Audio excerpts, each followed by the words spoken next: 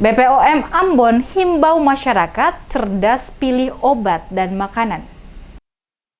Kepala BPOM Ambon Hermanto menghimbau masyarakat agar selalu cerdas, teliti, dan hati-hati pada saat membeli produk obat dan makanan. Hal ini penting mengingat saat ini dalam situasi pandemik sehingga berbagai cara manipulatif bisa dilakukan baik terhadap produk makanan maupun obat. Hermanto tidak menampik kalau peredaran obat dan makanan ilegal sampai saat ini masih ditemui di beberapa toko maupun swalayan di Ambon dan Maluku pada umumnya. Petugas BPOM di Ambon menurutnya secara rutin melakukan pengawasan terhadap produk tidak memenuhi ketentuan yang beredar di sarana distribusi. Disebutkan di era sekarang, masyarakat harus semakin bijak dan cerdas dalam memilih produk yang akan dikonsumsi. Salah satunya adalah pangan dan obat, mengingat masih terdapat masyarakat yang tidak memeriksa label. Hermanto mengungkapkan ada beberapa cara untuk memilih makanan dan obat yang tidak berbahaya. Caranya dengan mengecek kemasan, label, izin edar, dan kadaluarsa. Menurutnya, ketelitian merupakan langkah awal untuk hidup sehat. Untuk itu diharapkan sebelum membeli, masyarakat bisa membaca label yang tertera terlebih dahulu, mulai dari nama jenis makanan, bahan dan komposisi, berat bersih, nomor pendaftaran, nama dan alamat, serta lainnya. Menurutnya, pangan yang aman merupakan pangan yang terbebas dari bahaya biologis seperti serangga, bakteri, air yang mengandung mikroba, bahan kimia seperti formalin, rodamin B, metanil yellow, dan bahaya fisik, rambut, potongan kuku, logam, pecahan kaca.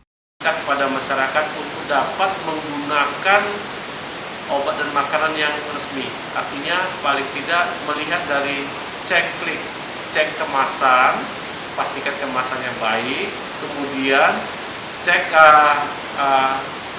tanggal kadaluarsanya, tanggal kadaluarsa sudah baik, kemudian lihat brosurnya, pastikan baca brosur dengan jelas dan produknya juga memiliki izin edar.